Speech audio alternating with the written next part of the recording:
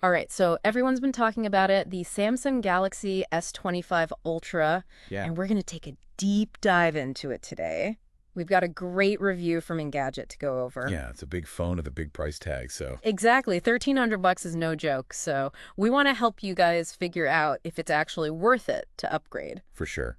And there's always a ton of hype, with Great. this new phone. So we'll cut through it and Yeah. see what's what. Absolutely. All right, so Engadget's calling the design evolution, not revolution.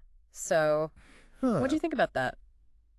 Well, it sounds like Samsung's playing it safe, a few tweaks here and there, but Yeah. nothing too drastic. Yeah, they did smooth out the edges, slim down the bezels, made the screen a little bit bigger. Now it's 6.9 inches.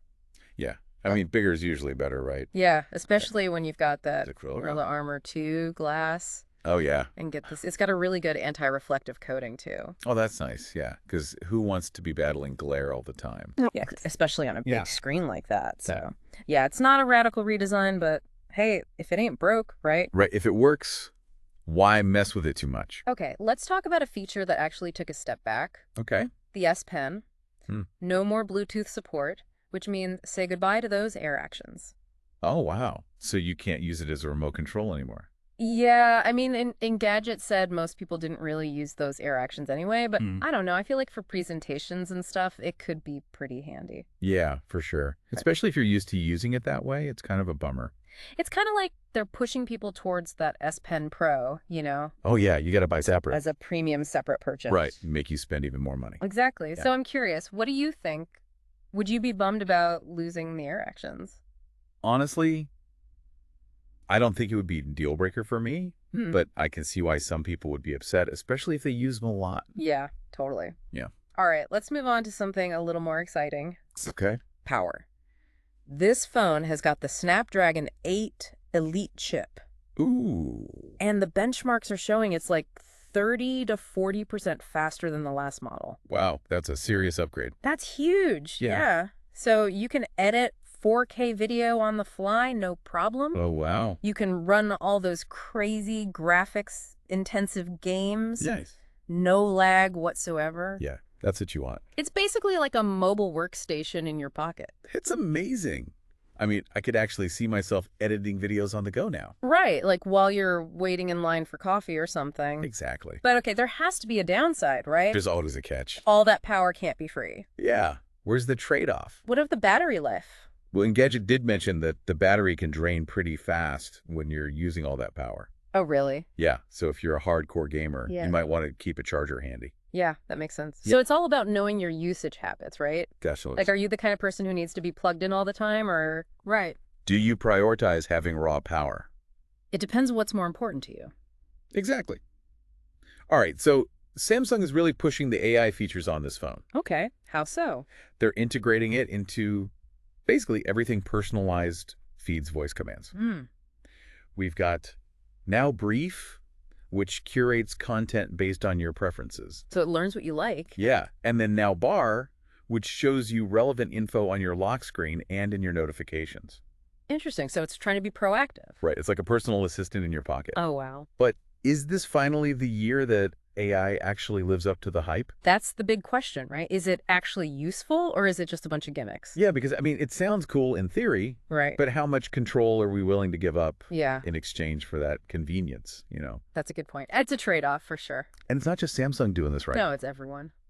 Up at Google, everyone's Right. trying to They're all jumping on the AI bandwagon. figure out how to make AI work. Yeah, it's definitely a trend to watch. All right, let's talk cameras. Everybody loves talking about phone cameras. Of course. So the S25 Ultra is sticking with the 200 megapixel main camera Right.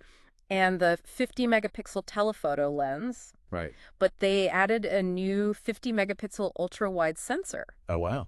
So now your landscapes are going to be even more epic. That's impressive. Yeah, and Engadget was raving about the low light performance. Oh, really? They said it rivals the Google Pixel, Wow. which is saying something. Yeah, the Pixel is known for its low light capabilities. Exactly. They've also got some fun software features like audio eraser, What's that? so it cleans up the background noise in your videos. Oh, that's nice. And they've got custom photo filters, so you can get a little more creative with your shots. Cool. So it seems like they're focusing more on refining the software this time around. Yeah, I mean, it seems like they're really trying to fine-tune everything. Rather than making big hardware changes? So the question is, do those camera upgrades justify the price jump?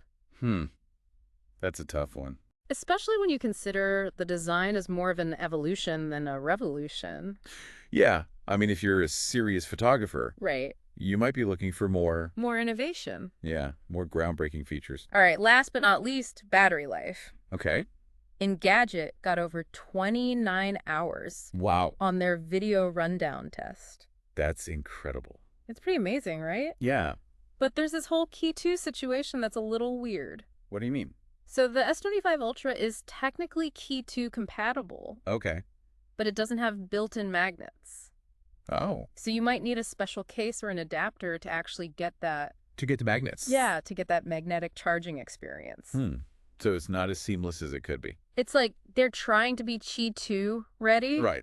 but they're not fully committed. Yeah, it's kind of half measure. Yeah, so it's a little disappointing, especially when you compare it to like the MagSafe experience on iPhones. Yeah, that's true. MagSafe is pretty slick. It is so, I don't know, it's like, is Samsung holding back Key 2 adoption, or are they just playing it safe? It's hard to say. It's a mystery. No. All right, so we've covered a lot of ground here. You have. What are your initial thoughts on the S25 Ultra? It's definitely a powerful phone, Mm-hmm. packed with features, Yeah. but it's also really expensive. Yeah. And I'm not sure those incremental upgrades are going to be enough to convince everyone to upgrade. That's a really good point. It's all about weighing the pros and cons Exactly. and figuring out if the S25 Ultra is the right phone for you. And your budget. And your budget. Yes, we'll be right back to explore some of these questions in more depth. All right, we're back. And, we've talked about all the specs and the new features and everything, but now I think it's time to really think about what does this actually mean for the average person? Exactly. How does this actually translate into your everyday life? Right, because it's one thing to have a list of impressive specs, but it's another to know if those specs are actually going to make a difference for you. Exactly. And I think Engadget brought up a really good point. Okay. The S25 Ultra, it's a great phone, no doubt. Right. But if you have last year's model, do you really need to upgrade? That's a good question. They're kind of calling us out a little bit. Yeah, they're like, hold your horses. Right. Do you really need to jump on this upgrade train every year? Exactly. And sometimes it's good to hear that. It is, because we do get caught up in the hype. Oh, yeah, for sure. I mean, I love new tech, but sometimes you got to step back and be like, wait a minute. Do I really need this? And Engadget actually asked this question in their review. They said, if you could pay for these new AI features separately, how much would you shell out? So it's making you think are these features actually worth the price of a whole new phone? Right. Are they game changers, or are they just kind of nice to have? Exactly. I like the idea of my phone being more intuitive and, learning my habits and stuff. Sure. But is that worth $1,300? Right. I don't know. And it speaks to a larger trend that we're seeing in the smartphone market. Oh, yeah. Where the upgrades are becoming more incremental. Yeah. It's not like those huge leaps forward that we used to see. Right. Remember when the first iPhone came out? Oh, yeah. Or the first Samsung Galaxy Note? It had a whole new world. It was mind-blowing. Yeah. Now it's more okay, they made it a little bit faster, the camera's a little bit better. Right, they tweaked a few things. Yeah. It's not as revolutionary. So I feel as consumers, we have to be more mindful now about our tech choices. Definitely. Because it's easy to just get swept up in new phone, I gotta have it. New toy syndrome. Exactly. But we gotta ask ourselves, yeah, what do I actually need from my phone? Right. Will this upgrade really make my life better? Or am I just, just keeping up with the Joneses? Yeah, or just caught up in that hype cycle. It's almost a philosophical question now. Yeah. What is the role of a smartphone in our lives? I love that. Are we just chasing the latest and greatest? Right. Or are we trying to find a device that actually complements our lives? Yeah, I think it's finding that balance, right? Yeah. Between wanting to have cool new tech. Yeah. But also being responsible about it. Exactly. And not spending a fortune. And being intentional with our choices. I think that's really important. And the Engadget reviewer actually touched on this too. Okay. They called the S25 Ultra hugely versatile, but also hard to get excited about. Interesting. Because it doesn't really push the boundaries. you know? It's not that wow factor. Yeah, it's not that like, oh my gosh, I need this right now, a moment. Yeah, it's not a paradigm shift. Exactly. And it's almost like a testament to Samsung's engineering. Right. Like they've created a phone that's so good, yeah, it's almost predictable. Like you know what you're going to get. Yeah. And it's going to be great. It's going to be excellent. But is it going to be like mind-blowing? Right. Is it going to be like earth-shattering? Right. Probably not. So it makes you wonder, like, where does smartphone innovation go from here? Yeah, that's the big question, right? What's next? What's the next big thing? Is it foldable phones? Maybe. Is it AR? Possibly. I mean, who knows? Who knows what the future holds? It's exciting to think about. It is, and maybe AI will actually live up to the hype. Right. Maybe it'll become more than just a bunch of cool features. Yeah, like a true partner in our digital lives. I like that. All right. So we've talked about the specs, the upgrades, the bigger implications. Yeah. Now let's get down to brass tacks. Okay. Is the Samsung Galaxy S25 Ultra worth that $1,300 price tag? That is the million-dollar question. It is. And there's no easy answer. Right. It depends. Okay, I knew you were going to say that. But it's true. But let's try to break it down a little bit. Okay. Let's say you're advising a friend who's on the fence about the S25 Ultra. Okay. What are the key arguments for and against taking the plunge? Okay, so let's start with the pros. Okay. If you want the absolute best performance, this phone's got it. Okay. The Snapdragon 8 Elite chip is insanely fast. Yeah. So multitasking, gaming, everything's going to be super smooth. It's a powerhouse. Yeah. Right? And we can't forget about that display. Oh, yeah, that 6.9-inch display. Gorgeous. With the anti-reflective coating. It's like a mini movie theater in your hand. Exactly. What else? And the battery life is incredible. Yeah, it's over 29 hours. You can watch movies all day long. Okay, I'm sold on the performance and the display. Okay. But I'm still a little iffy about those incremental upgrades. Right. Especially for the price. Okay, so what are some reasons why someone might want to hold off? Yeah. Well, if you have a pretty recent Galaxy phone, you might not notice a huge difference. Right. Especially if you're happy with what you have now. Yeah, it's like, if it ain't broke, don't fix it. Exactly. Or in this case, don't upgrade it. Don't upgrade it, exactly. And those AI features, while they sound cool, yeah, they're not necessarily essential for everyone. Right. Some people might find them annoying. Yeah. Or intrusive. I could see that. And what about that whole Key 2 thing? Oh, yeah, that's kind of a mess. It is. It's technically compatible, but you might need extra accessories. Right. Special cases adapters. Yeah, to get the full experience. So it's not as seamless as it could be. Right. Especially when you compare it to MagSafe on iPhones. Yeah, MagSafe is definitely more streamlined. It is. Okay, so it sounds like the S25 Ultra has a lot of good things going for it. Yeah. But it also has some quirks. Definitely. And that price tag is definitely something to think about. So it really comes down to your individual needs. Yeah. Your priorities. And your budget. Exactly. All right, so the big question is the S25 Ultra the right phone for you? Only you can answer that. That's right. But we're here to help you figure it out. We're here to guide you. Exactly. We'll be right back to wrap up our deep dive. Okay. And leave you with some final food for thought. All right, so we've really gone in depth on this S25 Ultra. Yeah, we've covered a lot. We talked about the good, the bad, the kind of weird. You're right. But now it's time to, like, bring it all together. Exactly. Synthesize all this info. And figure out, is this the phone for you? Yeah. Is it worth the hype? Is it worth the price? Yeah. Speaking of price, it starts at $1,300. Yeah.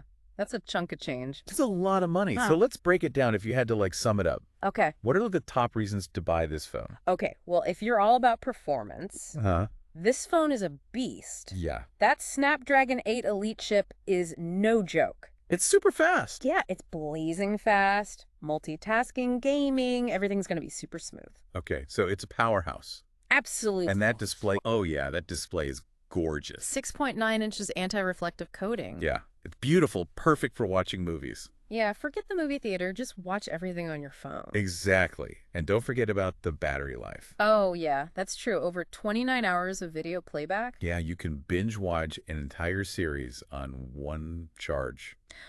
Okay. I'm convinced on the performance, the display, the battery life. Okay. But I'm still a little hesitant about those upgrades. Yeah. Especially with that price tag. So what are some reasons why someone might want to hold off? Yeah, like why would you say to someone, maybe don't buy this phone? Well, if you have a fairly new Galaxy phone already, the upgrades might not seem that big of a deal. Right. You know, if you're happy with what you have, yeah, why spend the extra money? It's like, and if it ain't broke, don't fix it. Exactly. Or in this case, don't upgrade it. Don't upgrade it, exactly. And those AI features, yeah, while they sound cool, I don't know if they're for everyone. right. Some people might find them unnecessary. Yeah, or maybe even a little creepy. Yeah, like your phone's watching you. And let's not forget about that Key 2 situation. Oh, yeah, it's kind of a mixed bag. It is. It's compatible, but not really. Right. You need extra accessories. You need special cases, adapters, magnets. Yeah, it's not ideal. Not ideal, especially when you compare it to, like, MagSafe. Yeah, MagSafe is much more user-friendly. It is so... Okay, it sounds like the S25 Ultra. Yeah. It's a good phone. It's a great phone. But it's not perfect. No phone is perfect. And it's definitely not for everyone. Exactly. So the big question... Is it the right phone for you? Is it the right phone for you? And only you can answer that. But hopefully this deep dive has given you all the info you need. Yeah, we've tried to cover all the bases. And make an informed decision. So you can weigh the pros and cons. And figure out if this is the phone for you. Exactly. All right, so that's our deep dive into the Samsung Galaxy S25 Ultra. Thanks for joining us. Thanks for listening. We'll catch you next time. See ya.